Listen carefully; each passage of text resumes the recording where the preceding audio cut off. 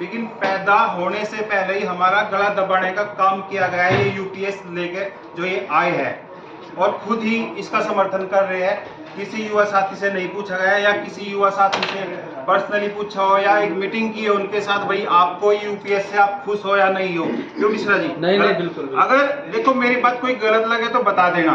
दूसरी बात है कि प्रमोशन, जितने भी यूनियन में पदाधिकारी बैठे हुए हैं ये ड्यू डेट पर अपना प्रमोशन करा लेते हैं।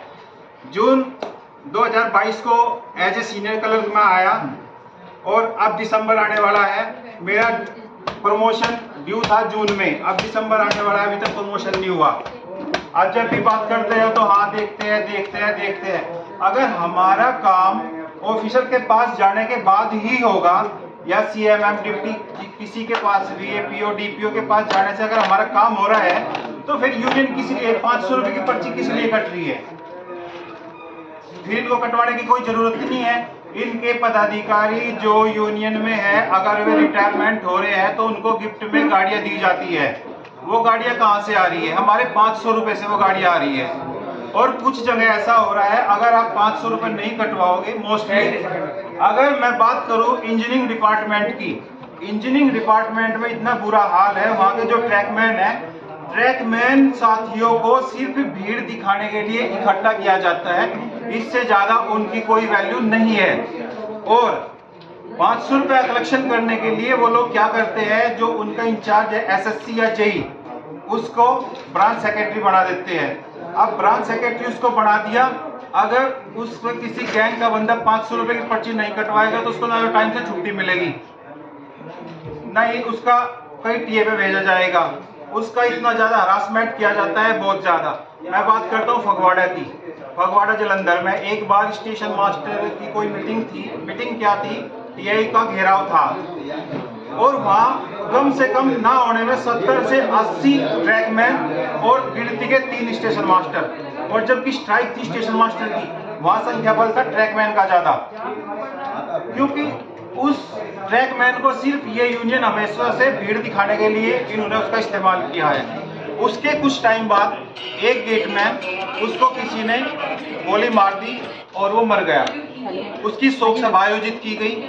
अब जब उसकी शोक सभा आयोजित की गई, उस शोक सभा में इंजीनियरिंग डिपार्टमेंट के सिर्फ ट्रैकमैन थे, उसके अलावा किसी भी डिपार्टमेंट का कोई भी बंदा शामिल नहीं था। तो ये बात मैंने वहाँ एक बार मीटिंग में यूनियन में भी बोली थी कि हमारे जो ट्रैकमैन भाई है इनको सिर्फ भीड़ दिखाने के लिए ही इकट्ठा किया जाता है, इनका यहाँ तक इस्तेमाल है और इनकी शोक सभा में आना भी कोई जरूरी नहीं समझता। मैंने मीटिंग में ये बात बोली थी। अच्छा, दूसरा मेन मुद्दा एक और है।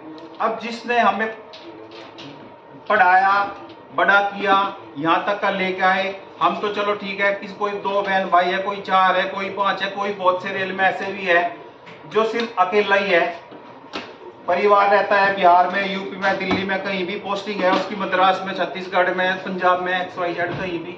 अगर उसके माँ बाप बीमार हो गए तो अपनी नौकरी देखेगा या अपने माँ बाप को देखेगा? अगर वो नौकरी छोड़ के माँ बाप ज्यादा लंबी बीमारी से ग्रसित है और अपने माँ बाप के पास आ गए तो उसकी नौकरी चले जाएगी, पैसे की वहां से उसको हानि हो रही है। इतने दिनों से मैं देखता आ रहा हूँ कि किसी भी यूनियन ने XYZ, किसी भी यूनियन ने, ना NRMU ने, ना URMU ने, किसी ने भी आज तक का माँ बाप के लिए मेडिकल फैसिलिटी का मुद्दा नहीं उठाया। जबकि सेंट्रल गवर्नमेंट के अंदर या आप अब यूपी गवर्नमेंट में भी सभी में माँ बाप का मेडिकल फैसिलिटी है, लेकिन सेंट्रल गवर्नमेंट में मेरे हिसाब से रेलवे को छोड़ के सभी में माँ बाप की मेडिकल फैसिलिटी है, सिर्फ रेलवे में नहीं है। हमारा अस्तित्व हमारे माँ बाप से है। अगर हम घर जाएगा, हमारे माँ बाप हमें हंसते हुए चेहरे दिखाई देंगे, हंसते हुए अगर हमें नजर आएंगे तो हमारी तो उम्र बढ़ेगी, उनकी भी उम्र बढ़ेगी हमारे साथ में। लेकिन हमारे माँ बाप बीमार है, लड़का बाहर नौकरी कर रहा है, वो माँ बाप को दिखाएगा अकेला या क्या करेगा? और वो भी अपने पास से पैसे लगा के। हमें नहीं चाहिए पास, माँ बाप का पास मत दो, हम अपनी जेब से लगा लेंगे पैसे, कहीं घुमाने ले जाना होगा, फ्लाइट से चला जाए, कोई दिक्कत नहीं है। लेकिन रेलवे के अंदर माता पिता का मेडिकल होना जरूरी है। और अगर आप इस बात से सहमत हैं तो ठीक है, नहीं तो मैं सॉरी मांगता हूँ अगर मैं कुछ गलत कहा हो तो। URKU जिंदाबाद, URKU जिंदाबाद वंदे मातरम